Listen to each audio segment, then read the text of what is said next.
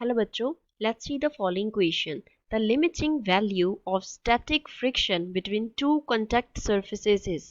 To contact surfaces के between static friction का limiting value कितना होगा? First option is proportional to normal force between the surface and contact. Contact के between जो surface होंगे उनकी नॉर्मल फोर्स के प्रोपोर्शनल होगा.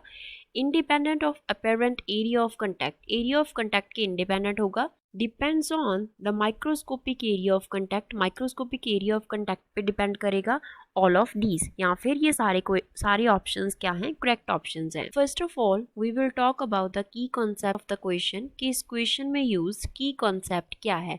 तो इसके लिए हमें मालूम होना चाहिए कि स्टैटिक फ्रिक्शन क्या होता है.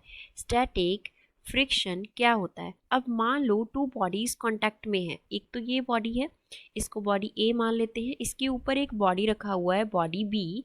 ये दोनों क्या है? एक दूसरे के साथ कांटेक्ट में है एंड रेस्ट पोजीशन पे हैं and are rest and are at rest position. And क्या है? रेस्ट पोजीशन पे है, मूव नहीं कर रही. तो एट रेस्ट पोजीशन जब बॉडीज कांटेक्ट में होती हैं तो जो फ्रिक्शन उनके बिटवीन एक्ट करता है, फ्रिक्शन एक्टिंग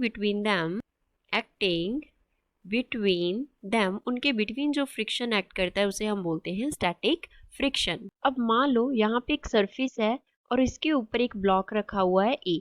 तो ए का जो वेट है वो डाउनवर्ड एक्ट करेगा mg एंड इस सरफेस के द्वारा जो ब्लॉक पे फोर्स लगेगा वो होगा नॉर्मल फोर्स. एन यहाँ पे रिप्रेजेंट कर रहा है नॉर्मल फोर्स को.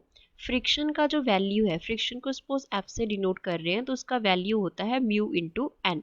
म्यू रिप्रेजेंट करता है कॉफिशिएंट ऑफ फ्रिक्शन को. म्यू हियर इज, सपोज इसे हम एफ एस से डिनोट कर रहे हैं to denote the static friction. तो म्यू क्या है? Mu is coefficient of friction. Coefficient of friction है तो कॉफिशिएंट ऑफ फ्रिक्शन का जो वैल्यू होता है दैट इज कांस्टेंट. वो टू सरफेसेस के बिटवीन कांस्टेंट होता है विच मीन्स एफ एस का जो वैल्यू है वो एन के प्रोपोर्शनल है. तो फर्स्ट ऑप्शन यहाँ से करेक्ट है.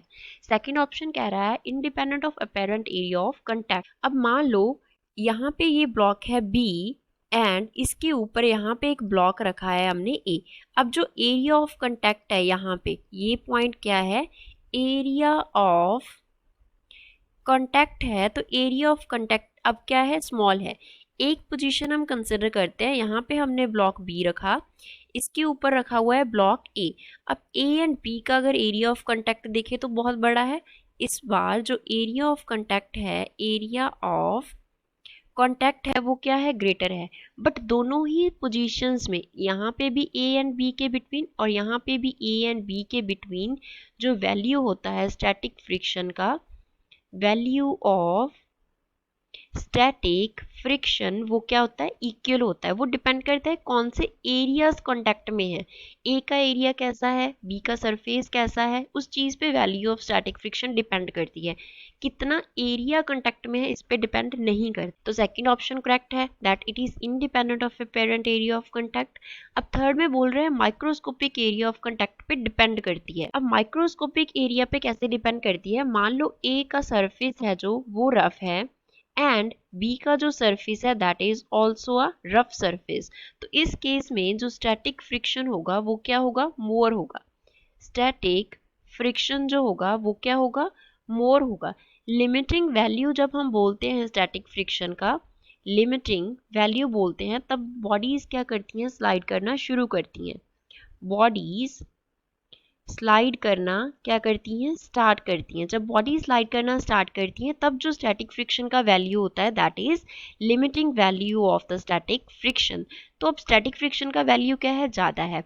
मान लो अब ए का जो वैल्यू है, ए का जो सरफेस है वो हमने स्मूथ कर दिया एंड बी का सरफेस भी कॉरस्पॉन्डिंगली क्या कर दिया? स्मूथ कर दिया. और इधर एक को रफ रखा, दूसरे को स्मूथ कर दिया. तो इस केस में जो स्टैटिक फ्रिक्शन है वो क्या हो जाएगा? लेस हो जाएगा. स्टैटिक फ्रिक्शन लेस हो जाएगा. दैट मीन्स जो वैल्यू है, ये हमने थर्ड डिस्कस किया और ये डिस्कस किया सेकेंड. जो वैल्यू है स्टैटिक फ्रिक्शन का वो किस पे डिपेंड किया कि सरफेस एरिया कैसा है, मीन्स माइक्रोस्कोपिक लेवल पे सरफेस एरिया कैसा है. तो दैट मीन्स वो डिपेंड किया माइक्रोस्कोपिक एरिया ऑफ कांटेक्ट पे. Hence we will say that fourth option is the correct option for this question. I hope you understood it well. Thanks.